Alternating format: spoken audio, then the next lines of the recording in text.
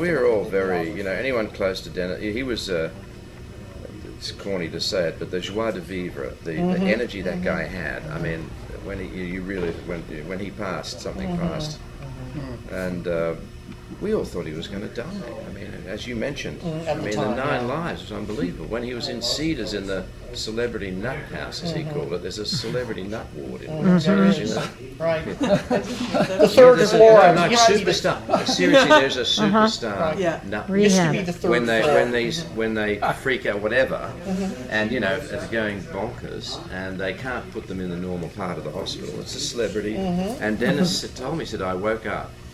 And he looked around, there were like, I don't know, 6 maybe, like really famous people, all screaming in straitjackets. And Dennis said, I'm giving up drinking, this is it.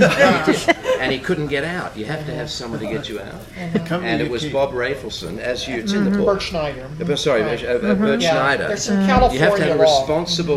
responsible citizen to say, I will take care of him. So Schneider got him out. Right. No, that's quite a story. It is. It's full of, life is full of wonderful stuff. It's incredible. Wonderful, terrible stories. Well, it's all wonderful. It's all wonderful, terrible. Because when we finished shooting Mad Dog, for example, Dennis. Well, there's a lot of adventures in that, but Dennis rode off on a horse, dressed as Mad Dog, with guns, but they're phony guns. But and he just rode off with 2 bottles of rum. He wanted to pour a bottle of rum on Mad Dog's grave and drink one as well. And anyway, he did that, and then he drank a bottle of rum, overproof rum, which is like really lethal. And then for some reason, he got in a car. We don't know exactly what happened. He drove off. The police stopped him, and they threw him in jail. Was beyond drunk driving. And the judge in the morning said, Mr. Hop, I'm looking at your chemical blood test here, and I'm here to tell you that you are clinically dead. And you'll never be allowed to be a driver in the state of Victoria again, New South Wales. And not only that, you'll never be a passenger in a state, in the car, because we're taking you straight to the airport. And they deported him the day after we finished. We ran. Well done. Yeah, that was a close call. What was the one where he was running around naked in Mexico, in the street? Is that movie? That's when he had the first psychotic episode, when he went down in '83 to do this crappy little movie called Jungle Warriors of some West German. Right. Because we have to remember at that time, the West German, East Germany, some West German production. But he said that he was offered more money than he was ever offered before, and it was only like a 17-line part. So he said, I'm going down and doing it. He needed it anyway. He needed to work. And he said that he's up in his hotel room, and there were 3 complimentary shots of tequila on the bureau or whatever. So being Dennis Hopper, and of course being an alcoholic, what does he do? He downs them. And he later claimed that they must have been doped with LSD or something, because he starts full-out hallucinations, delusional thing. His friends are in the basement being tortured and killed. So he thought he'll get out of the hotel, it'll stop. So he gets out of the hotel, and it gets worse. He feels like there's snakes and bugs under his skin that are like breaking through, so he rips off all his clothes. He's wandering around in the countryside, and then, he thinks that the telephone wires are talking to him. He thought there were lights that were UFOs that were telling him either to go north back to America, or go further south, but he couldn't tell which. And finally, in the morning, he's wandering around naked on the highway. That's it. He thinks the cars are attacking him, so he's throwing rocks at them, and the police subdued him, and finally, they got him back on a plane, and that's when he was institutionalized the first time. Well, Coppola made Apocalypse after I made Mad Dog with him, and Coppola called me, and he said, "Did you have any problems with Dennis?" And I lied and said, "No. Why? Did you?" He said, "Well, I did actually." And I said, "Well, what?" And he said, "Well, could I see Mad Dog?" So I said, "I'd be delighted." So I flew up there and showed him the film. That's another story. But this is one of the funny bits. Coppola said, I said, "What was the problem?" He said, he kept changing my dialogue. And I said, "Like what?" He said, "Well, Dennis is supposed to put his hand on an ox and say, 'Hiroshima, mon amour.' But he keeps saying Hiroshima, Nagasaki, mon amour." I thought it was an improvement actually, but Nagasaki, mon amour. Or the thing where they did or the fact that he did like something like they went through 40 takes of the scene to one that this video compilation starts with, where he greets the little PT boat with Martin Sheen, and they something like 37 takes, 40 takes, it's all going on all day long, and every time he wouldn't give Coppola what he wanted, and finally Coppola said, Dennis, we've done, I don't know, 37 takes of this thing. Could you just once do it my way?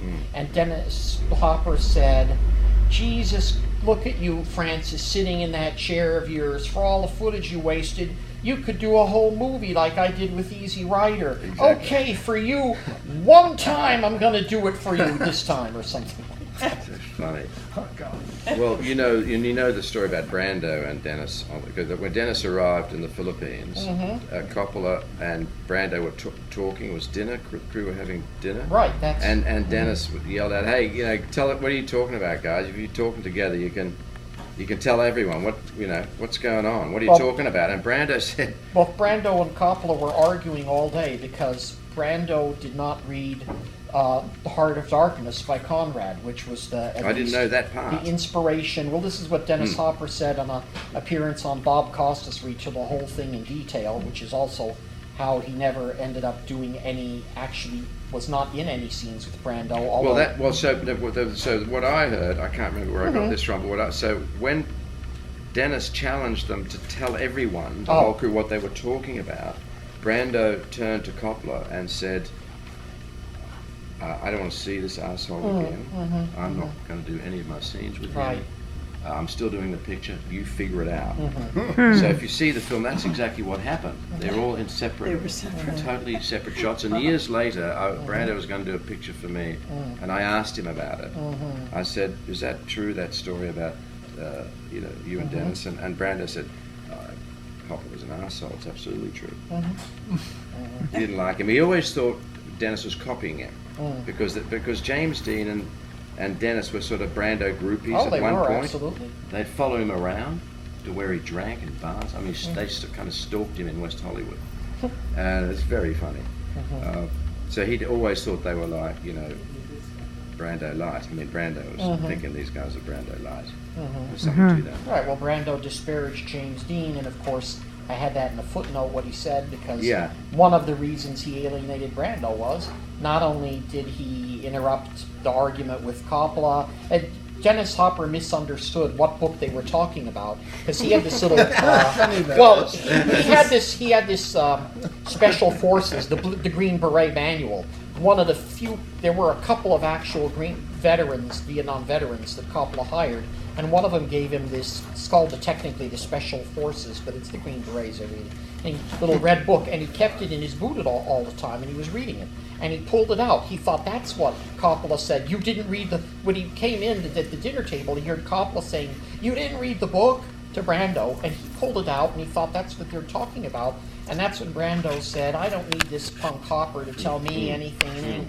And then later on, they went to some Filipino bantamweight boxers who were putting on an exhibition in honor of Brando. And Dennis Hopper was, I guess, already said he got into his cups and other things. And out came the resentment for the way Brando had disparaged James Dean, because James Dean, Hopper was idolized James Dean. They're very close friends. Right. Well, I don't really think they were that close. They didn't hang out, but they did. He was in 2 of the 3 films. Yeah, he was. Yeah. I mean, he said it wasn't a buddy-buddy hangout relationship he had with James Dean, yet he had an extraordinary influence over Dennis Hopper. Probably the most important influence in his life. I think it was deep. Yeah. And Dennis told me Dennis could change into I would James have loved Dean. To have seen that. That was a really weird thing. His face would just it was really weird. And he would become James Dean. That's amazing. And it was really disconcerting, actually. And then he told me in Australia, when he was God knows, he was on every known drug at the time. But he said that they lived together for a while, and he even had detail about how they'd go down to Arrow Market on Fountain, and they'd get canned stuff, and they didn't have any saucepans in the apartment for some reason. They heated over flame. Yeah, they heated over flame. All this detail, and then years later, when I did a bonus feature thing, I interviewed Dennis for a Mad Dog release. Right, I saw that, of course. And I said to Dennis, "Oh, and you told me you lived with James Dean, and can you tell us about that?" And he went, "I never lived with James Dean," and it was like I backed off immediately, Right. but he did for some reason. He didn't live with James Dean. I guess he must have been, I guess when he was really under the influence. He may have exaggerated some things, but he didn't live with James Dean because at that point James Dean was already on his path to stardom, and he wasn't rooming with anybody at that point. He did. Dennis Hopper, he lived for a while with Nick Adams. That's who he was rooming with. Which you know from that research. Yeah, 55, 56. Then, of course, Dennis Hopper, I don't know exactly, I didn't, find out all the real estate records and where was his house, but then he was renting a house somewhere in L.A. on his own, Dennis Hopper. Well, Sacha told me, I'll get you together with Sacha too, you'd find it fascinating, but Sacha told me, you probably might know the story, but that Dennis was having an affair with Natalie Wood. That's right. On Rebel Without a Cause. That's right. And Nicholas Ray, had his own... He was having an affair with her too. With two, and he found out about Dennis. So as you watch Rebel Without a Cause, Dennis slowly disappears from the movie, and he's further back. He's in all the scenes. He starts up front, and then as Nicholas Ray found out about this, so Dennis is way back now. Right. Well, there's a story in the book Beverly Long, who was the blonde-haired. There were two female members of the gang, headed by Corey Allen, and Beverly Long was the blonde, ponytailed one, and the other one, who I did speak with. Fortunately, actually, in 2007, was Steffi Sidney, who was the daughter of Sidney Skolsky, who was once a big Hollywood columnist who had his office on the second floor of Schwab's drugstore, the eternal hangout for Hollywood wannabes. And Beverly Long said, actually, I just quoted this from, there's a quite good book about the making of Rebel Without a Cause by two authors, so Al Wiesel, who unfortunately died quite recent, not that long ago, prematurely, and Frashella. But she said that they were doing the planetarium scene, and Dennis Hopper, when they took a break, said, I want to go get a hot dog or something like that. And she said, don't, because the assistant director will call for us soon. And he went off somewhere, I don't know where. And of course, the assistant director pretty soon said, come on, everybody, let's get going, action. And Dennis Hopper, who was needed, of course, was nowhere to be seen. And it became a big deal. Steve Trilling, who was one of the top functionaries for Jack Warner, showed up. And then Dennis shows up, with kind of this, kind of like, what's going on? And Nick Ray was standing on the top of the stairs in front of and said, you're fired, and get you out of the movie. And Steve Trilling had this cigar in his mouth, said, no, you can't do that. We have him under contract. You can't fire him. So Nick Ray say, okay, I can't fire him, but I'm gonna cut all his lines of dialogue. That's what. Well, behind that was the Natalie Wood thing. He knew that he would. They had a big clash over the mutual animosities, and he had also. I won't, but people can read it. We'll read it in the book. But later he helped him, and then he helped him later on. Dennis did. Well, Nick Ray later on. I found out. Well, he lived in Towels Nick Ray lived in Towels for 5 months with Dennis. Yeah. At that point, Nick Ray was just a shambling wreck. It was terrible. And I found out only after I finished the book. It's always been assumed that it was Dennis Hopper who got Nick his teaching gig at Harper College in Binghamton, film class. Is that true or not true? Actually, it was the invitation of somebody at the school. Right. Although I read recently that Dennis wrote him a letter of recommendation. Right. Yeah. Right. But there were after he did The American Friend, they did that movie together, there was a reconciliation, and at that point neither of them was holding any grudges, or it was all in the past. Yeah. And they did bond again, and then he also met Nick. Well, he first actually met Nick when he was in Cannes in 1969 for Easy Rider, and Nick Ray was trying to unload the rights to a screenplay by Dylan Thomas that he owned, and he ran into Dennis Hopper, and Nick Ray hit him up for some money, and he said, I don't have any.